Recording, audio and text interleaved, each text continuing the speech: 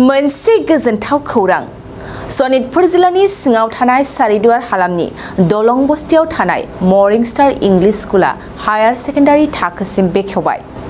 Arts commerce आयदानि थाखाय दायो बे फरायसालियाव मुं थिसननाया सोलिगासिनो। मख'नो गोनांदि 2000 मायथाइयाव गायसननाय मर्निं स्टार इंलिश स्कुला दायो सनितपुर जिल्लानि गुबुन मोनसे मोजां सोलोंथाइ होनो हानाय फसंथान। बे मर्निं स्टार हायार सेकेन्डारि स्कुलखौ ओनसोलनि माखासे मेलेमजिबि बिथांमोनजों सावरायलायनानै बेखेवनाय जादों होननानै फोरमायदों। अनसायनायखौ जासिग्रोबाय बड'लेण्ड रादाब आरो बड'लेण्ड बुब्लिनिसिम।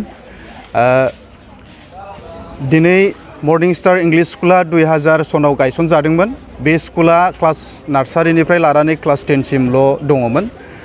दिनैनि डेटआव मेट्रिक रिजाल्टआ 100% मोजां रिजाल्ट जाबोबाय थादों। स्टार मार्क डिस्टिंक्शन लानानै गोबां स्टुडेन्टफ्रा पास खालामलांबाय।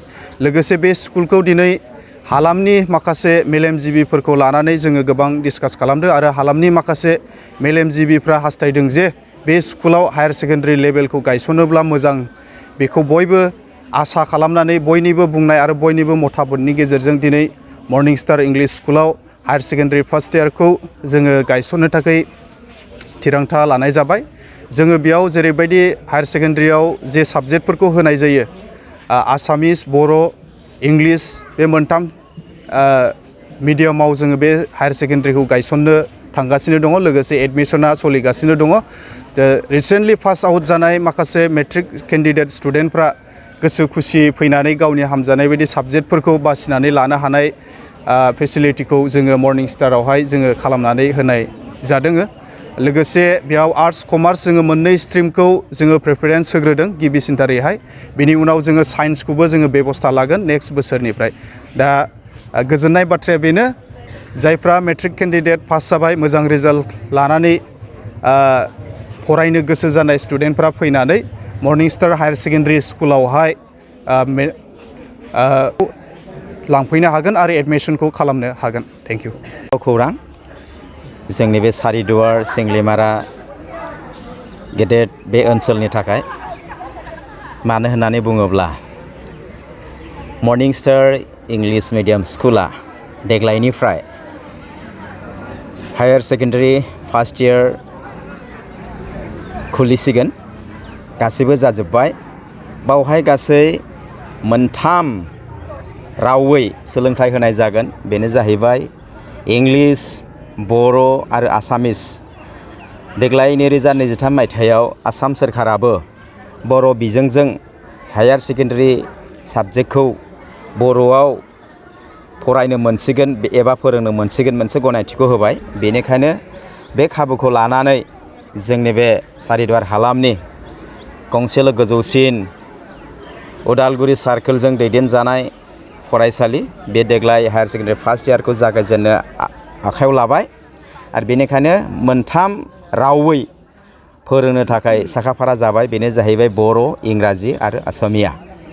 মই নথৈ আনন্দিত হৈ আপোনালোকক সকলোক জনাব পাই, কিয়নো আমাৰ বৃহত্তৰ চাৰিদুৱাৰ অঞ্চলত এখন উচ্চ শিক্ষা অনুষ্ঠান মৰ্নিং ষ্টাৰ বিদ্যালয়ে এই বছৰৰ পৰা হায়াৰ সেকেন্ডাৰী ক্লাছখন আৰম্ভ কৰিবলৈ গৈ আছে। 3টা মিডিয়াম ইয়াত হ'ব, বড়ো মিডিয়াম, অসমীয়া মিডিয়াম, লগতে ইংলিছ মিডিয়াম। সেয়েহে আপোনালোকে কম খৰচতে এই অঞ্চলত এইখন অনুষ্ঠানত নিজৰ ল'ৰা ছোৱালীটো শিক্ষা দিবলৈ সক্ষম হ'ব। আমি আৰ্থিকভাৱে যিবিলাক সক্ষম নহয়, সিহঁত গাৰ্জেনসকলে তেজপুৰ বা ৰঙাপাৰা গৈ এডমিশ্যন দিবলৈ নোৱাৰে। সেয়েহে অতি কম খৰচতে আমি এইখন বিদ্যালয়ত আমি হায়াৰ সেকেন্ডাৰীখন আমি এডমিশ্যন পাব। ইয়াত 2টা ষ্ট্ৰীম বৰ্তমান আৰম্ভ কৰিবলৈ গৈ আছে, কলা শাখা আৰু বাণিজ্য শাখা। बेवहाय मोननै आयदाखौ बाहाय फोरोंनाय जागोन, आरिमु आरो फालांगि। बेनिखायनो जोङो गोबाव खालामालासिनो जोंनि फिसाफोरखौ, जोंनि गथ' गथायफोरखौ सोलोंथाइ होनो थाखाय बे फरायसालियाव फैनो हागोन। आरो बेवहाय गोबां रांजों लानाय जानाय नङा, खम रांनि गेजेरावनो मोजां सोलोंथाइ बेयाव लानो हागोन। मोजां फोरोंगिरिफोरखौ जों मोननो हाबाय। बेनिखायनो गोबाव खालामालासिनो दानिफ्रायनो बे मर्निं स्टार इंलिश स्कुलाव फैनानै फर्म एबा जुगाजुगखौ लाफैनो हागोन। गोजोन्थों। गिबियावनो बड'लेण्ड बुब्लि आरो बड'लेण्ड रादाबनिसिम आंनि गाहाम अनसायनायखौ आं जासिग्रोनाय थायो। दिनै आङो बे समावहाय मर्निं स्टारनि प्रधान शिक्षक जानानै आङो मोननैसो इनफरमेसन होनो हास्थायदों। बे जाहैबाय देग्लायनिफ्राय जोंनि बे मर्निं स्टार स्कुला हायार सेकेन्डारि इडुकेसनावहाय जोङो आपग्रेडेसन खालामनो थांगासिनो दङ। गायसनजानायनिफ्राय जोङो गोबाव बोसोर 23 बोसोर अर्थात 23 इयार्स जोङो नार्सारिनिफ्राय क्लास 10 सिम जोङो सालायबोबाय आरो दासिम जोंनि स्कुला 13टा बेच 13 बेच जोङो मेट्रिक एपियार खालामबाय आरो बेवहाय जोङो हानायमानि जों रिजाल्टखौ जोङो 100% मोननो हादों आरो बेवहाय जोङो बे ओनसोलनि गासैबो मददनि गेजेरजोंहाय गासै स्कुलनि फेडार स्कुलफोरनि मददनि गेजेरजोंहाय जोङो बे स्कुलखौहाय मोनसे हायार सेकेन्डारियावहाय जोङो आपग्रेडेसन खालामनो थाखाय मोनसे खाबुखौ मोननो हादों आरो गासैबो मतामतनि बेलायावहाय जोङो मोनदांनो हादों जे गासैबो जोङो मोजांथार कमेन्टखौ मोनदों आरो सापर्टखौ मोनदों। दा बेनिखायनो जोङो मोनसे गोजोनथाव रादाबा बेनो जि मर्निं स्टार स्कुला हायार सेकेन्डारिखौ आपग्रेडेसन खालामनो थांगासिनो दङ।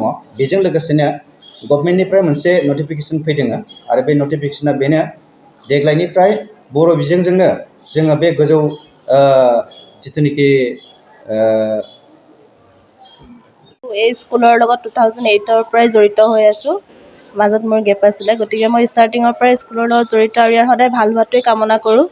আমাৰ স্কুল এষ্টাব্লিছ হৈছে 2000ত। তেতিয়াৰ পৰাই ক্লাছ 10লৈকে আছিলে, নাৰ্চাৰী টু 10, আৰু আমি প্ৰতি বছৰে 100% ৰিজাল্ট দি আহিছোঁ class 10ত।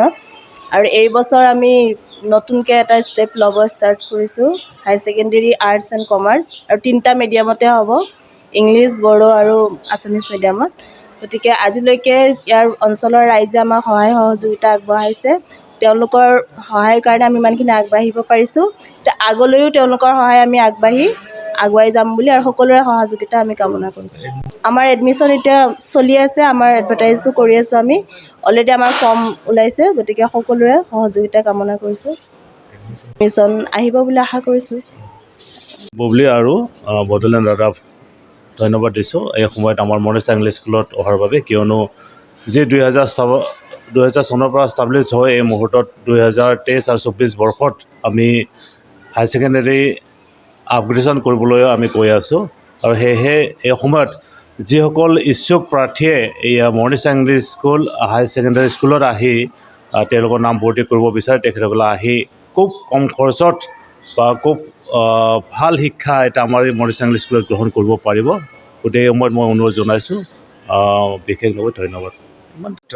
English school since 2007, and so far we have just appeared to 12th batch, and we are just now being ready for the 13th batch, and we have always brought out a successful result, 100% result every year, and the consequences of this results, it was the motive behind the upgradation, which was supported by the rural region for our results, our best results, and for our initiative to make it as a success to our schools.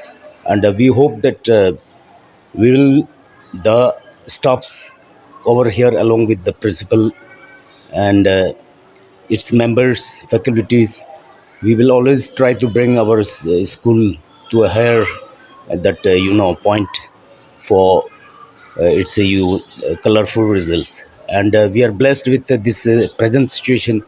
The very admission is just going on, and we are expecting more students, which would help for this rural region for the cause they are having economical weaker in this aspects. Therefore, within this locality, this is the one and of its kind that we are having this higher secondary in this morning star. Thank you. मोनसे गोजोनथाव खौरां, क'क्राझार सहरनि JD रडजों नांजाबनाय गोजोनपुरि रयेल Enfield श'रुमनि गोजौआव दंसै आइ आफा BM institute of पेरामेडिक्स। बे आइ आफा बिएम इन्स्टिटिउट अफ पेरामेडिक्सआ नोंथांमोननो लानानै फैदों देहा जोथोन लाखिनायनि माखासे आयदाफोरनि गोदान सोलोंसालि। 10+2नि उथ्रिसारनाय बिजाथि एबा फरायसाफोरा बे पेरामेडिक्सआव गावारि सोलोंथाइखौ लानो हागोन। क'क्राझार सहरनि गोजोनपुरी एबा गांजिमा बाजारजों नांजाबनाय आइ आफा BM इन्स्टिटिउट अफ पेरामेडिक्सआ नोंथांमोननि थाखाय गोदान मुं थिसननाय आयदाफोरानो जादों medical laboratory technology, assistant, nursing, first aid, patient care, dialysis technician, OT technician, physiotherapy कर्सखौ 2 बोसोरनि गेजेरावनो आबुं खालामनानै BSS डिप्ल'माखौ लानो हागोन। बेजों लोगोसेयैनो ICU टेक्निशियान आरो रेडियोल'जी टेक्निशियान कर्सखौ बोसोरसेनि गेजेरावनो आबुं खालामनानै BSS डिप्ल'माखौ लानो हागोन। लोगोसे गासैबो डिप्ल'माखौ लानायनि उनाव सरकारि साख्रि मोननायनिबो सुबिदा दं। जुदि नोंथांमोना बेफोर कर्सनि थाखाय गोदानै मुं थिसननो गोसो दंब्ला आइ आफा BM इन्स्टिटिउट अफ पेरामेडिक्सनि नैबे मबाइल नम्बर 9821663110 एबा 6002559220 आव थोंजों सुलाद ला।